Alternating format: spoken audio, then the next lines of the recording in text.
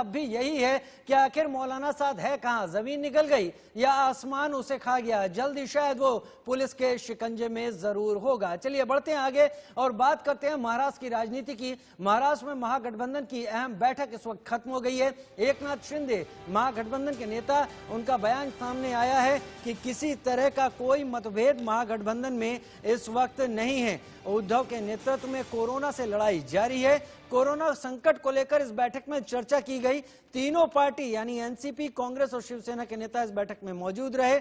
महागठबंधन में किसी तरह की कोई दरार नहीं है। उप मुख्यमंत्री अजीत पवार, कांग्रेस से बालासाहेब थोरात, असलम शेख, वर्षा गायकवाड़ और जयंत पाटिल इस बैठक में शामिल हुए। महाविकास आघाड़ी में कोई मतभेद नहीं है, एकनाथ शिंदे का ये बयान सामने आया है।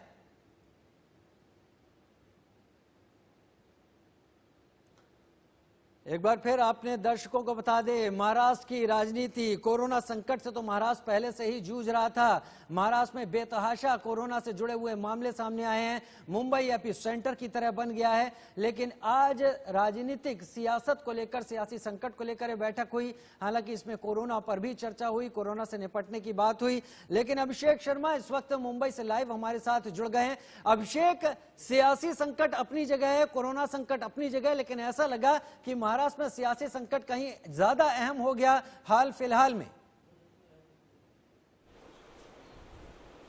बिल्कुल सही कहा आपने। देखिए, जब से ट्विटर वार शुरू हुआ है पीयूष गोयल को लेकर और संजय राउत को लेकर, तब से लगातार कहीं न कहीं महाराष्ट्र सरकार एक आक्रामक हो चुकी है केंद्र सरकार पर, और केंद्र सरकार भी, यानी केंद्र सरकार के तमाम जो मंत्री हैं वह भी लगातार आक्रामक है महाराष्ट्र के तमाम नेताओं पर और सरकार पर। किस तरीके से लगातार झूठ पे झूठ बोले जा रहे हैं। एक तरफ देखिए, आज जब अब थोड़ी देर पहले ही महाराष्ट्र के जो मंत्री हैं शिवसेना की तरफ से अनिल परब और कांग्रेस के मंत्री हैं, दोनों ज्वाइंट प्रेस कॉन्फ्रेंस ले रहे हैं। प्रेस कॉन्फ्रेंस में साफ साफ देखा गया है कि पूरी तरीके से उन्होंने केंद्र सरकार पर, खासतौर से पीयूष गोयल पर निशाना साधा। किस तरीके से ट्विटर के जरिए वो ट्रेन बेच रहे हैं, जबकि हम जो ट्रेन मांग रहे हैं, ट्रेन की सही तरीके से वो हमें जानकारी देते नहीं है और सही समय जानकारी देते नहीं है। सिर्फ आधा घंटा पहले, 1 घंटा पहले हमें बताया जाता है कि हम इतनी ट्रेनें भेज रहे हैं। आप सभी को समझना चाहिए कि इतनी जल्दी से हम ट्रेनों की व्यवस्था हम कहां से कर देंगे, यानी कैसे हम यात्रियों को भेज पाएंगे। दूसरी बात, वह कहते हैं कि हमने 48 ट्रेन मांगी थी पश्चिम बंगाल के लिए, लेकिन वह एक दिन में हमें 43 ट्रेन देते हैं। तो इस तरीके से हम कैसे ट्रेनें भेज पाएंगे, जबकि पश्चिम बंगाल सरकार ने साफ साफ पहले से लिखा हुआ है, केंद्र सरकार को पत्र भी लिखा हुआ है कि हर दिन 2 ही ट्रेन भेजा जाओ। 26 मई के बाद ट्रेन भेजेंगे तो तभी हम अलाउ करेंगे, अदरवाइज हम उसके पहले अलाउ नहीं करेंगे। तो जानबूझकर कहीं न कहीं यह एक राजनीति करने का प्रयास केंद्र सरकार कर रही है, भाजपा कर रही है। ऐसा बड़ा आरोप कांग्रेस और शिवसेना के लोगों ने लगाया है। अनिल परब ने बड़ा हमला बोला है पीयूष गोयल पर कि वह साफ झूठ बोल रहे हैं, सिर्फ ट्विटर के जरिए ट्रेनें भेज रहे हैं, ट्रेनें सही रूप से यहां पर नहीं मिल रही है। और जो भी हम लगातार पैसों की बात कर रहे हैं, पैसे लगातार खर्च कर रहे हैं, इतना ही नहीं, करीब 42,000 करोड़ हमें केंद्र सरकार से लेने हैं। हमें पैसे वो वापस करें। हमें लगातार देखिए, बात यह भी एक सामने आई थी कि ब्याज लेने की बात थी। केंद्र सरकार, बीजेपी के तमाम नेताओं ने कहा था कि भाजपा अगर महाराष्ट्र सरकार चाहिए तो वह ब्याज पर तमाम यहां पर पैसे ले, ताकि यहां पर जो काम रुके हैं वो कराया जाए।